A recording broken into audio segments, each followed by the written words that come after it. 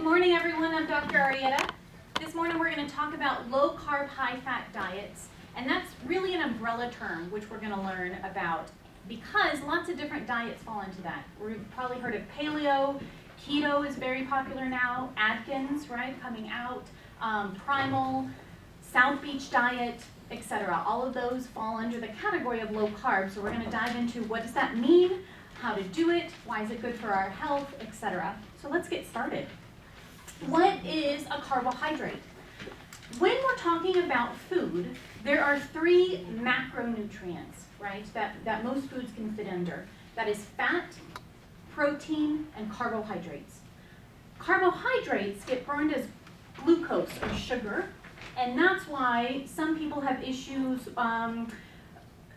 digesting them, sometimes in our gut, sometimes people have problems with blood sugar and with diabetes, etc. So a carb, when I'm thinking about it, it is sometimes a bread, sometimes a pasta, rice, sometimes it definitely tells you, hey, this is not good because it looks like a sugary donut, right? Or a little lollipop or something. But sometimes it gets kind of confusing because you're like, well, it's a potato. It comes from the ground, it's technically a vegetable, it's still a carb, and it burns like one. So that's what we're talking about today, carbohydrates. When I say carbohydrates and sugars, I will tend to use them interchangeably because carbohydrates burn as sugar in our body, as opposed to proteins, which are proteins, right? Amino acids is the building blocks of protein, and fat, the fatty acids and the fat and ketones, which we'll get into later. So this is the standard American diet food pyramid, right? We're all familiar with this. We've seen it thousands of times. It has bread, cereal, rice, pasta as an entire group, and it's the bottom of the pyramid. And they recommend up to 11 servings of carbohydrates a day. Right above that, we have some vegetables, some fruit groups. Way up here is protein, and that's dairy. And then sparingly are the fats, oils, and sweets. So that's what we came up with, right? The agriculture and the USDA helps us because it helps the farmers make the wheat and the soy, and we eat it all, and it's all tends to be a little bit cheaper, and so we're able to afford more carbohydrates maybe than protein. This is what a low-carb, high-fat food pyramid looks like. On the bottom, you're going to have a lot more protein, non-starchy or non-carby vegetables, good fats, right? Your eggs, your avocados. You're still able to eat avocado oil, coconut oil, butter, cheese. And then as we go up, it gets to be more of the berries, nuts, etc. On this no side, it has no pasta, no rice, no starches, no bread. But it gets a little confusing, right? Then it's even flour, and it's high fructose corn syrup, and even corn because that's starchy, etc. But if we can get ourselves off of these things that cause inflammation and leads to higher blood sugars, which then leads to metabolic syndrome, which we'll get into, and even cause further problems in our health as well as mental health, and we switch our body to burning these, then you'll feel better, and that's how we lose the weight, and it helps with the inflammation, etc. So when we talk about low-carb, high-fat diets, a lot of people are concerned because they think it's a fad diet, right? Oh, I heard that, it's going to be gone in 3 years, it's okay. Well, let's talk about how long this has been around. The first book I could find was back and published in 1826. We've known this for a while, right? And people have been talking about it for a long time. This is a French book, and these are old-time words, but basically it says the cause of obesity is basically all the starchy food in our diet. We've already known that all animals that live on starchy substances become fat, right? When we're trying to fatten cattle or get our pigs ready, they're eating lots of grains and corn and everything, getting them ready for market. It helps them put on weight. It helps us put on weight too, right? And this is fairly far back, so I'm just trying to explain how long this has been around and how long we've known this in nutritional science. Excuse me. This is he's not a doctor, I'm sorry, Mr. William Banting. He was an undertaker, very obese, and he could not figure out how to lose weight. We're not all that way. And so he traveled around and he went to physician to physician like, listen, you have got to help me lose weight, right? It's just becoming a bigger and bigger problem. Everything he did, you know, he's like, okay, I'll go low fat, and he gained weight. I did this, I'm starting to yo-yo, and it just got worse. So he finally found a physician, Dr. Harvey, and Dr. Harvey put him on a low-carb diet. At that time, it wasn't necessarily high fat, because they still thought fat caused fat, but it was low carb, and he was able to lose the weight. He got so excited, he wanted to tell everyone. He couldn't tell everyone fast enough, so he wrote this massive letter and got it published. And that's where we get the letter of corpulence. This is from Mr. Banting in 1865. At that time, it became the most popular diet book ever. It was, people were passing it to their neighbors and their friends and their family. I mean, everyone was raving about this. From the book, we're going to, basically it says, I was advised to abstain for as much as possible bread, butter, milk, sugar, beer, and potatoes. Now, right, the butter and milk, they were still scared of fat, and so we've changed it a little, but this is back in 1865, and then he said, I can now confidently say that the quantity of diet is safely left to the natural appetite, and it is the quality of the food that you're eating, right? If we are eating quality food, that good protein and good natural fats, we get fuller faster. The carbs and the refined carbohydrates constantly keep us on that hungry roller coaster, and we're going to kind of get into that. But that's why we are never kind of satisfied, and we're always snacking, and we're always looking for something else, and we might need that 3 p.m. pick-me-up or that 10 a.m. coffee because, you know, we had too much sugar for breakfast, etc. So he even learned this back then. Then it goes into a German physician, and Dr. Wilhelm Epstein found out about this and said, hey, I can help, I can actually make this a big deal. He put all of his patients on it, and he helped spread the idea throughout Europe. And this was in 1870, I think. In 1892, the most famous textbook of medicine is The Principles and Practice of Medicine by Dr. William Osler. He published that carbohydrates cause obesity, and that only carbohydrate restriction is the only treatment for obesity.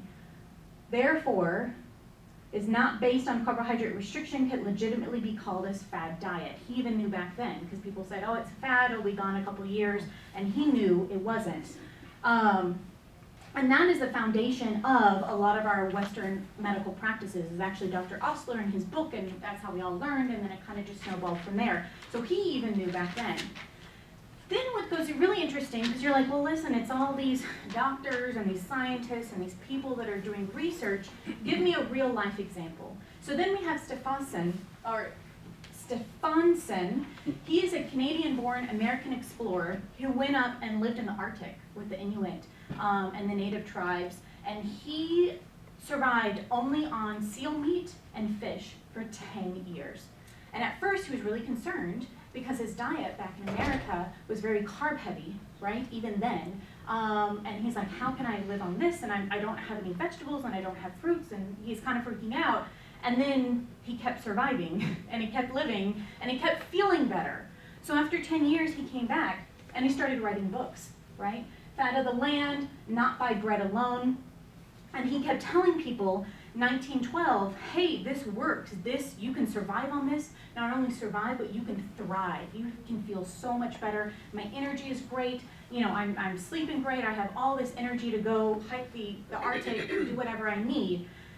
People thought he was lying, because around that time we discovered vitamins, and we thought you had to have citrus fruits, right, for all of your vitamins and minerals, and if not, you're going to get scurvy. So he said, I will bet you, and he put his mouth, or he put himself where his mouth was. He was locked up voluntarily, locked in a room for 1 year.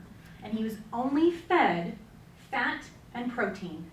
For 1 year, he did not have a single vegetable, carbohydrate, or fruit. And he did great. They did experiments on him. They're like, okay, surely he's going to die. Surely he's going to start bleeding from the gums, right? Surely he's going to start doing something. And at the end of the year, he's like, all right, I'm still doing great. I'll see you guys later. Peace. And he walked out. And then the doctors and everyone were very confused. They're like, right? It turns everything on your head. When you have someone that has been living like this for decades and is doing just fine.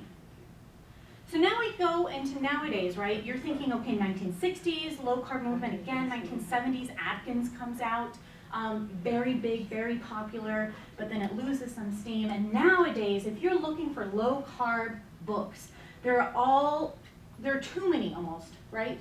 Because now we have not only the Atkins, we have South Beach diet, keto, paleo, primal, sugar detox, whatever you want to call it, it's basically the same thing. So instead of just talking about one specific diet, I'm taking a step back and talking about the entire umbrella term, right? And they all work because they're getting rid of those refined carbohydrates and sugar that are not necessary in our diet. There are such things as essential fatty acids, essential to you to living. You have to eat them, you have to have them. There are essential amino acids, which are the building blocks of proteins. You have to eat them, you have to have them. There is not, to this day, an essential carbohydrate. We haven't found it, right? We've been doing this research, or these medical textbooks for 200 years, and living proof, right, that these guys are living like this for decades. So we're going to talk a little bit about lowering our carbs, increasing our good fats and proteins, feeling satiated, which means I feel full, and you no longer need to be on that roller coaster of sugar highs and crashing at 3 p.m. And doesn't that look great? That's an avocado, if you can't tell, it's cut in half. The inside is an egg, and that is actually smoked salmon. I don't know who cooks like that, but I want them to cook for me. So, why is this important, and why do we have so many thousands of books out there telling us the same thing, right? And it all comes down to the fact that sugar is bad. No one is surprised by that, right? We've known sugar is bad. The problem is that sugar is everywhere. Everywhere.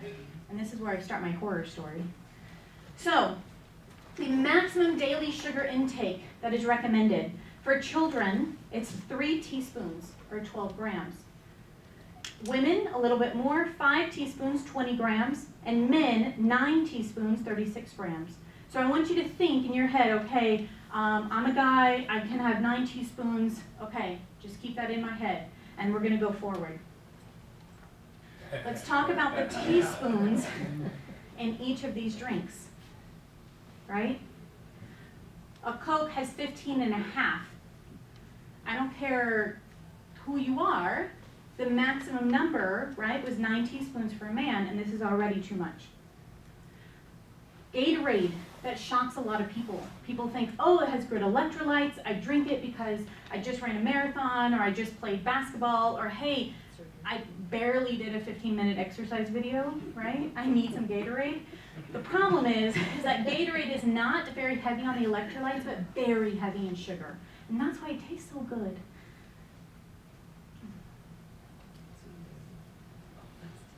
This is Heinz ketchup. This is how much sugar. That's where the line is. And 1 tablespoon of Heinz ketchup, and I don't know anyone that's been able to stop at 1 tablespoon of Heinz ketchup, has a teaspoon of sugar in it. That's a third. A third of that is sugar. Coke, we already know, tons of sugar, right? 27 grams. But our grandkids are coming over and they need something to drink. I know, I'll give them apple juice. Apple juice has more sugar than 8 ounces of Coke. 27.9 grams, right? They're supposed to be, their limit is 12, I believe, grams. And orange juice, just as bad, 22. The problem is that fruits are made of fructose, right, which is a sugar similar to glucose. However, it has to be processed through the liver, and so the liver starts to get congested. And that's how we start developing non-alcoholic fatty liver disease. So your liver enzymes go out of whack, starts depositing fat in your liver.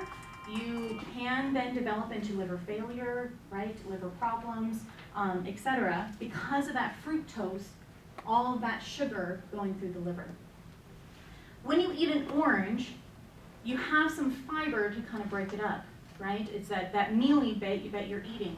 When you juice it, it is pure sugar without the fiber. You've removed everything. And the fiber helps to stop the pouring of the sugar basically into your bloodstream because it buffers it a little bit. It says, hey, pour a little, okay, pour a little, okay, pour a little. Orange juice is like, hey man, no one's stopping us, right? Kid in a candy store, I'm just gonna pour it in. So it's constant sugar overload. Sugar! Why is it so addicting? I want to take a second and think about how addicted as a nation we are to sugar. And it doesn't help, right, that we already talked about, it's in everything. So you eat sugar, you love it, it sends a signal to your brain, it's like, yes, I got sugar, sugar, sugar, sugar.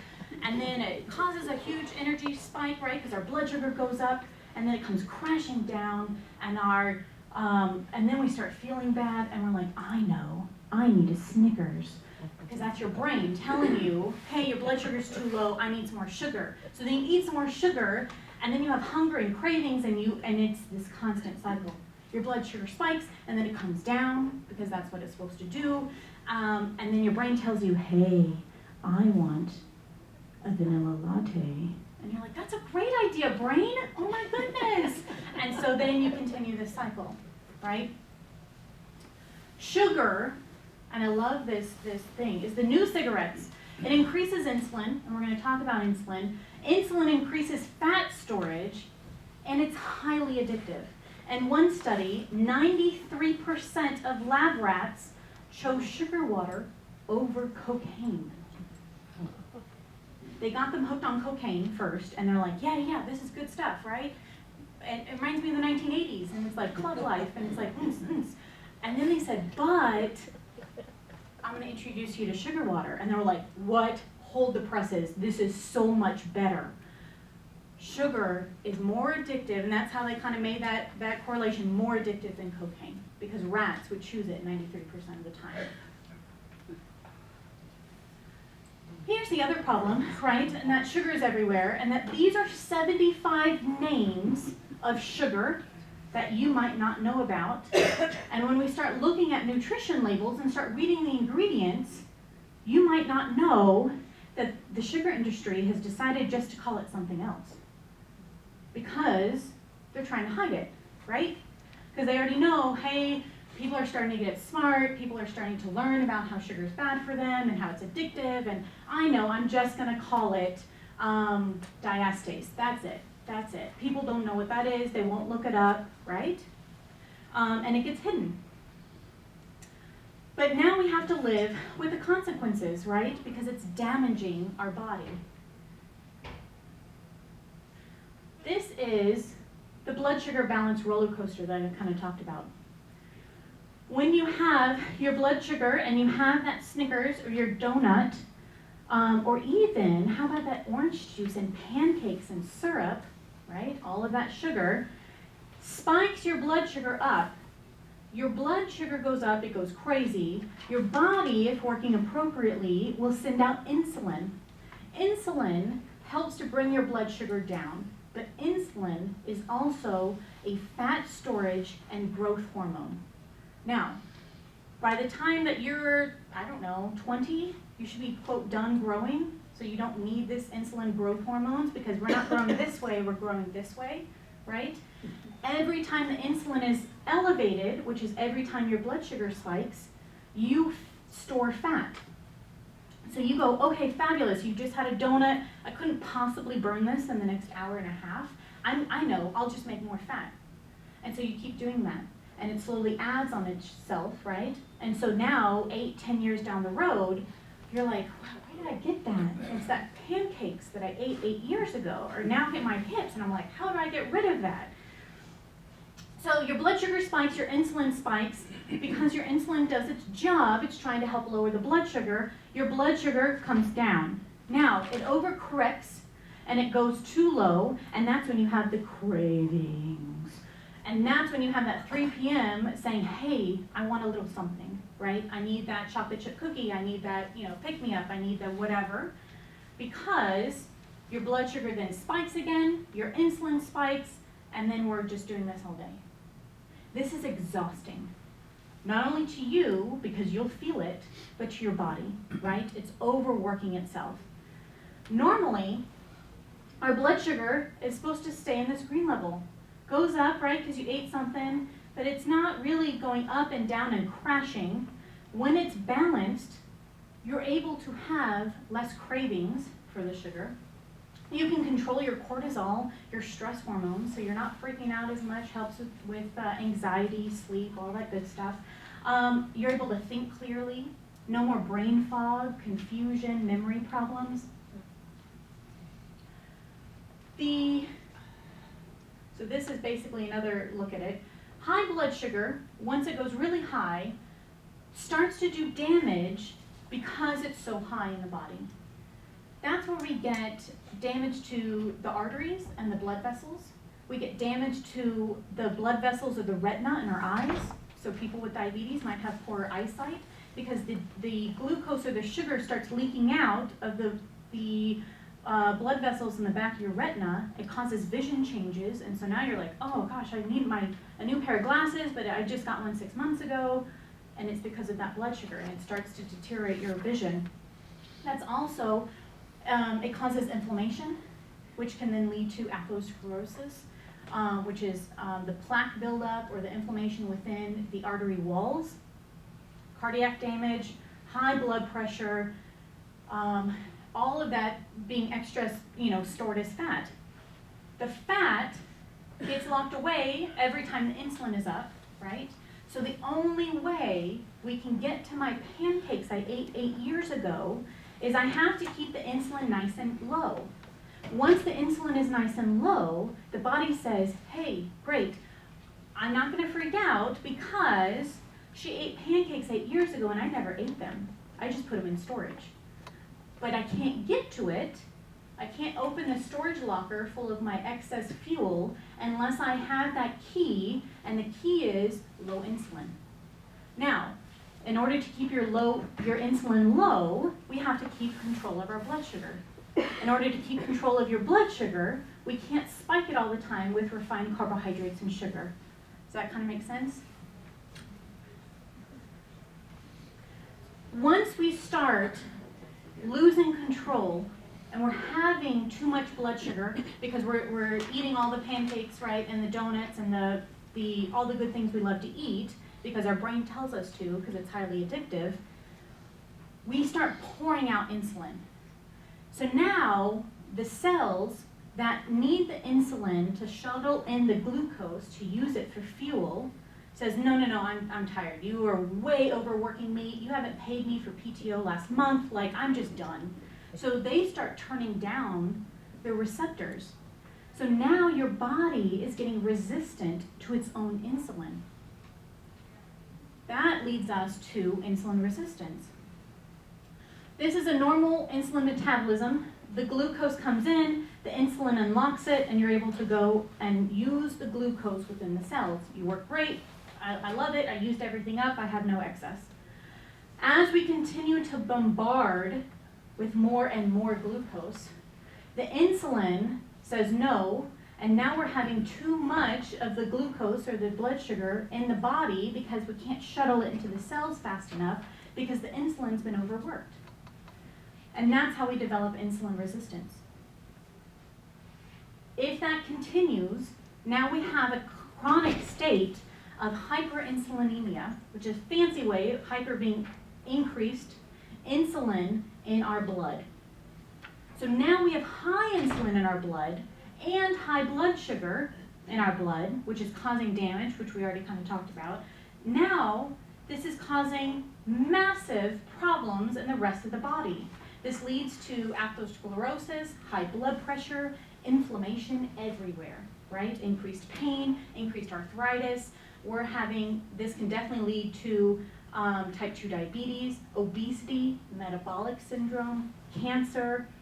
It changes your entire lipid panel, so your bad cholesterol goes up and your good cholesterol goes down, the opposite of what we're trying to do. And then we develop this spectrum. Now, if we are truly healthy, we are on this side. We have no problems with our blood sugar. We have no problems with our insulin. We're doing great. We can, however, start to wander over here and start having issues with our increased blood sugar and increased insulin without us even knowing it, right?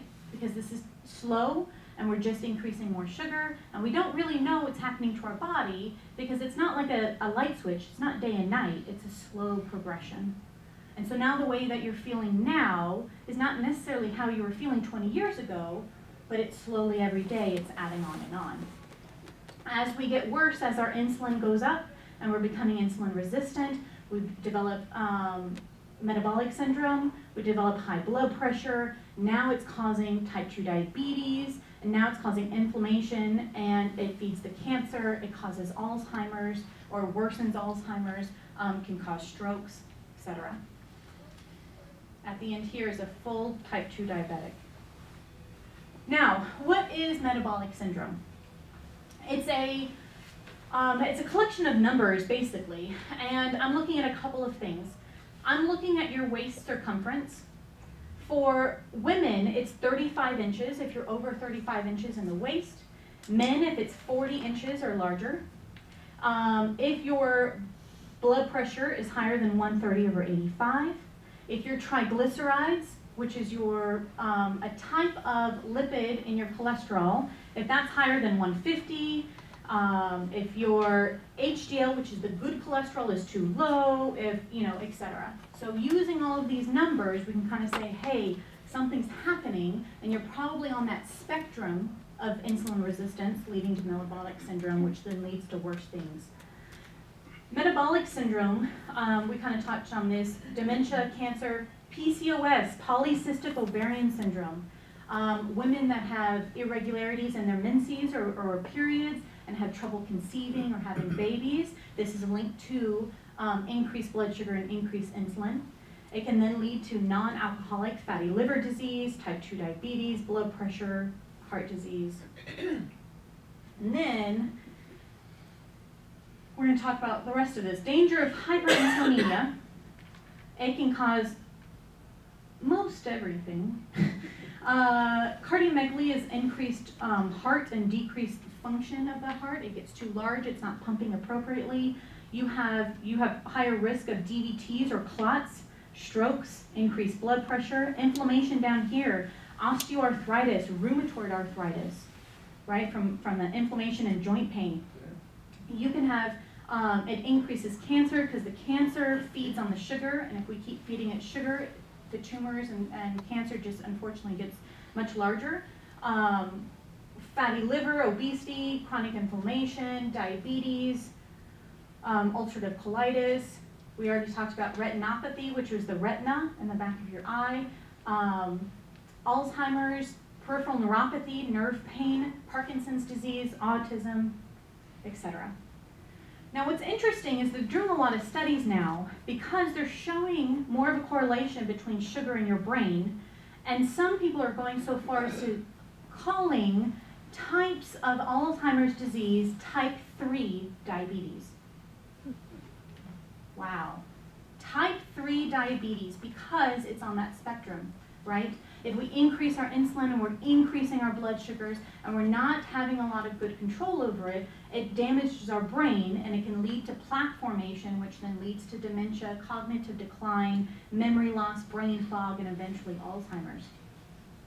80% of people with Alzheimer's have insulin resistance or type 2 diabetes from a study done in 2015. So, what can we do about it? right? We're all here to learn. We now know, we've talked about all the bad stuff we're doing. How do we change? How do we eat low carb, high fat? And realistically, it's just that. If the bad things are refined carbohydrates and sugar, it's becoming more aware of what we're eating and making different choices. Instead of having pancakes and sugar for breakfast, I want you to have more eggs, right? If you want a steak with that eggs, go ahead. If you want a little bit more protein, absolutely. Have a little bit of fat because it's going to keep you full longer so you're not crashing around 10 a.m. so your brain's not saying vanilla latte, right? Because you're having that good blood sugar control, you're not crashing, you don't need all that sugary stuff to keep you up and elevated and hyped up. Good protein sources, right? Like, I prefer, obviously, organic, grain, absolutely no grain-fed, grass-fed. Wild is fantastic, so for a lot of hunters out there that are going out and catching their own venison and making that, that's fantastic. If you guys are fishermen and you like to catch your own fish, absolutely, that's fantastic. The higher fat, the better, so I'm thinking salmon, right? Or even tuna, sardines is fabulous.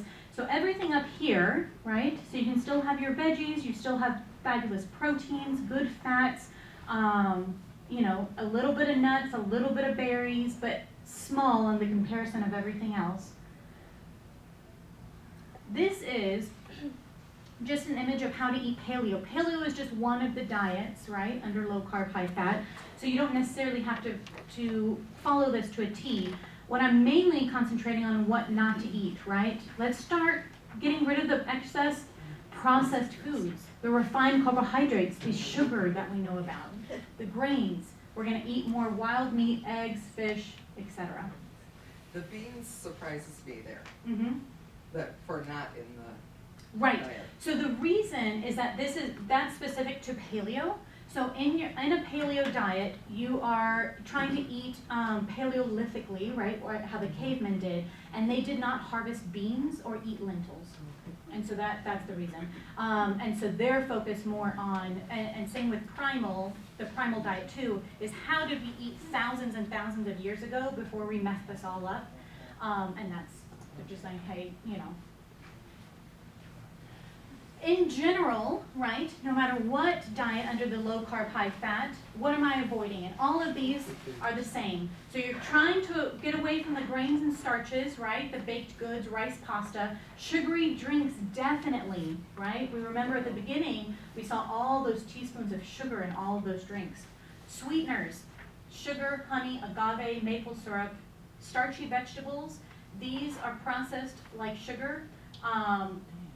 And so some people, the way I think about it is if you're on the spectrum of metabolic syndrome, hyperinsulinemia, right, pre-diabetes, sometimes it's called, you are intolerant to refined carbohydrates. It is like being lactose intolerant. You could still eat it, you're not going to die, it's just not doing good things to your body, and you might not feel good, right?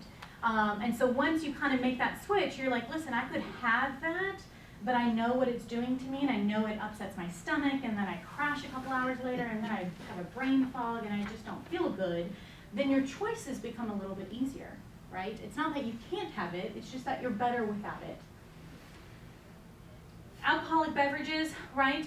Beer, obviously, are very high in carbs and sugar. Sweet wines, like your Moscato, right? Really lovely summery drink, chock full of sugar. A lot of mixed cocktails are too. Low fat and diet items. I never recommend these because if you remove the fat from a food, it tastes like poo. So instead, people will pour in sugar because then that we can tolerate it. So things that are low fat tend to be very processed, high in refined carbohydrates, higher in sugar. It's not doing anything to our body. So I would say if we can stay away from the light diet, low fat, those kind of things, eat more whole, unprocessed foods, and limit obviously these packaged foods we have will do much better. Documented benefits. Once we can wean ourselves off of this sugar addiction, right, and learn how to eat less refined carbs and eating more whole, unprocessed, right, protein and good fats, these have been documented benefits of what you might have. Anti-inflammatory, right? Decrease your inflammation, feel better, less pain, less joint pain. This has been used for hundreds of years, not hundreds, but at least 100 years for epilepsy seizures, right? The ketogenic diet, specifically nutritional ketosis, has your brain burning a little bit cleaner on ketones and will decrease the amount or frequency that you might be suffering seizures. Improvements in cognitive, behavioral, autism, Alzheimer's, Parkinson's, even traumatic brain injury, bipolar, athletic performance. Lots of higher end athletes and even Olympic athletes are switching their diets to this. They used to be in the field that, hey, I need a carb load right before my marathon. And once you get off of that and your body is now into the burning ketones and fat, they're able to see that, hey, I can run this entire thing and not hit the wall. And so we're seeing a lot more professional athletes change their diets. It helps with appetite suppression, right? Because if you're eating all that good protein and fat, you're not on that roller coaster of blood sugar, you're nice and steady, so you can say, hey, you know what, maybe I don't need to eat as much. I ate that steak and cauliflower and I'm good. I had, my butter on it. And I don't need that dessert. I don't need that snack. So it helps to decrease your appetite. Improves memory, concentration, brain fog, increased fat loss, because if we can decrease our blood sugar, we're decreasing our insulin. If we decrease our insulin, we're able to use our stored fat as fuel, right, that we ate even years ago. We're able to now get into it and use it, and so it helps to actually lose the fat we've been carrying with us. Improved glycemic control in diabetes, PCOS, tumor size, cholesterol, clear skin, healthier teeth, helps with allergies, sleep problems, energy, and improves blood pressure. Man, if I could bottle that, I would be a millionaire, right? But the problem is that it's on to us. It's what we're putting into our body, and the more we know, the better and healthier choices we can make on a daily basis. Now, there are safety concerns. Not everyone can do this. It depends on maybe sometimes your medication or your medical history. And so I think it's very important you tell your physician that you are on this or you're thinking about it. And the reason is because if we do this and it decreases your blood pressure, but you're on a blood pressure medication and you're not decreasing it because your physician doesn't know about it, you're going to have a bad time, right? You're going to have lower blood pressure, you're going to keep taking your blood pressure medicine, you might pass out, you might get dizzy when you stand, you might feel horrible. Same with diabetes. If you're taking medication for diabetes, but now you're not eating the sugar, your blood sugar is going to be lower, and now you're lowering it even further with the medication, so definitely some safety concerns. So highly recommend this, but also highly recommend that you tell your provider or your physician, hey, I'm planning to do this, so I want to get checked more frequently so I can start weaning off these medicines, or come see a consult provider like myself, okay? So we can do this so you're not having those side effects like feeling horrible at home or having really low blood pressure or low blood sugars. So, to continue this conversation, in April I'm going to talk about managing diabetes. Right now the date is set for April 9th at 9 a.m. right here, and we're just going to continue this talk, but it will be geared specifically towards type 2 diabetes, and we'll talk even a little bit if you're concerned about pre-diabetes or metabolic syndrome or hyperinsulinemia, right? Because it's an entire shift that we're going through. We don't maybe know where we are on that scale. Then definitely come get a little bit more information, and we'll go from there. So thanks so much for coming out. I would like to also add, on March 12th, between now and Dr. Arrieta's talk on managing diabetes, Amy Sapola, one of our pharmacists, clinical pharmacists here at St. Elizabeth's, is going to be presenting food as medicine. And so it really ties into a lot of what Dr. Arrieta spoke of today. So watch for that March 12th from 9 to 10 in this room. More information will be coming out on that. Yeah, absolutely. Well, thank you guys so much for coming out.